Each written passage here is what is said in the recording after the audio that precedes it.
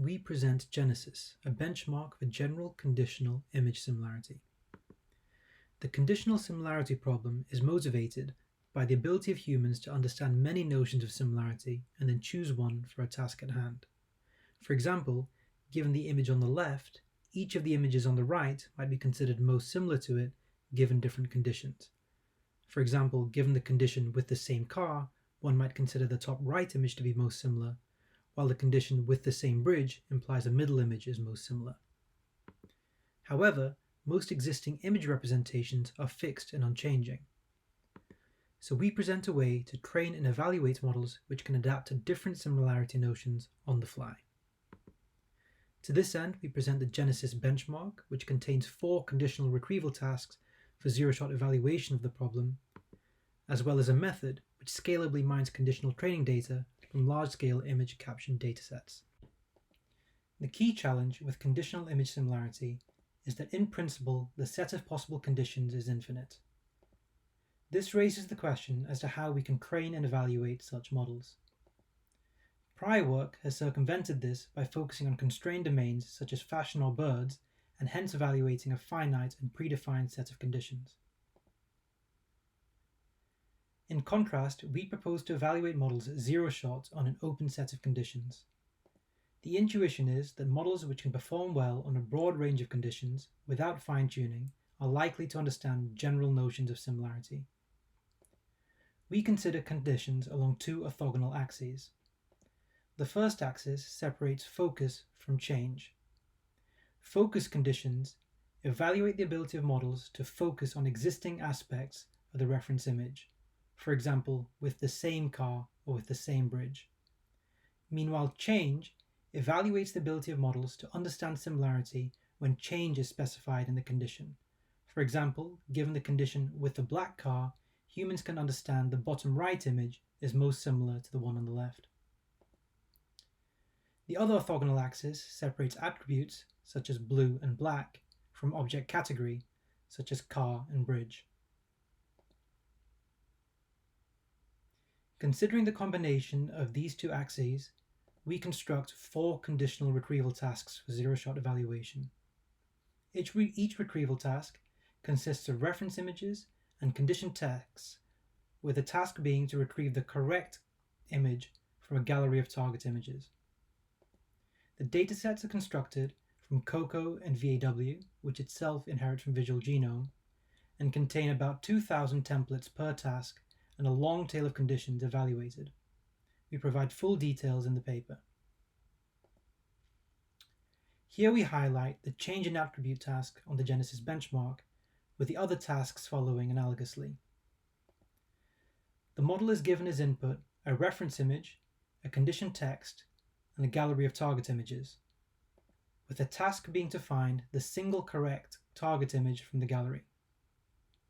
For example, here, the model is given a green train as reference on the left. It is further given a change condition, here olive green. It must select the olive green train from the target gallery, not, for example, the red train or the olive green tent. These latter distractor images prevent the model from taking shortcut solutions by only analyzing the reference image content and ignoring the condition text, or vice versa, thereby evaluating the ability of the model to understand conditional image similarity. When considering our method to tackle a conditional similarity problem, we are again faced with the key challenge of there being an open set of similarity conditions, making it impossible to get exhaustively annotated data for training. Our solution to this is to instead mine training data from large-scale image caption datasets, where we seek to collect millions of triplets consisting of a reference image, a target image, and a condition which relates them. We begin with raw image caption data containing paired images and a descriptive caption. From these captions, we use an off-the-shelf scene graph parser to extract relationships about entities within the image. These relationships are in the form of subject, predicate, object, and tell us that, for example, in this image, we have a painting of a horse, as well as a horse on a canvas. Having extracted such relationships for every image in the dataset, we can identify pairs of reference and target images which contain the same subject but different objects. Next, using the predicate and object from the target relationship, we identify a condition. In this case, we know that the reference image of a horse on a meadow and a target image of horse on a canvas are related by the condition on canvas. Having mined millions of such training triplets, we then embed the text condition with a clip text encoder and the images with a clip image encoder. We follow this by conditioning the reference image feature on the text condition with an off-the-shelf combiner module before training all components end-to-end with a contrastive loss, where the negatives in the contrastive loss come from the target image embeddings of the other triplets in the batch.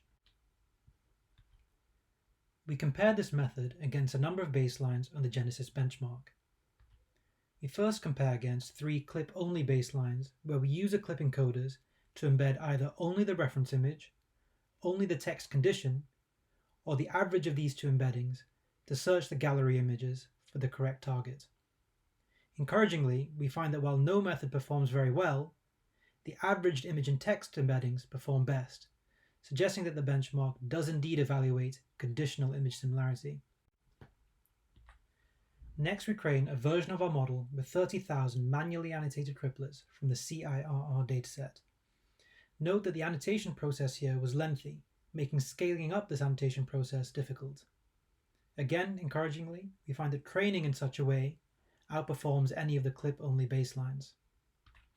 Finally, we find that our method, trained on automatically curated triplets from a large-scale image caption dataset, outperforms all baselines by a substantial margin, though we find there is a long way still to go on the GeneCIS benchmark. We further evaluate our model zero-shot on 2 related benchmarks, CIRR and MIT states, finding that despite zero-shot evaluation, we can outperform a number of supervised baselines. In fact, on MIT states, we set a new state of the art. Finally, we analyze the effect of scaling the underlying clip backbone in our method. Surprisingly, we find that performance on GeneCIS is only weakly correlated with the clip backbone's ImageNet accuracy. This is in stark contrast to common vision tasks such as detection and segmentation. We suggest that this means that GeneCIS probes an important but orthogonal capability to most vision benchmarks. Thank you for listening.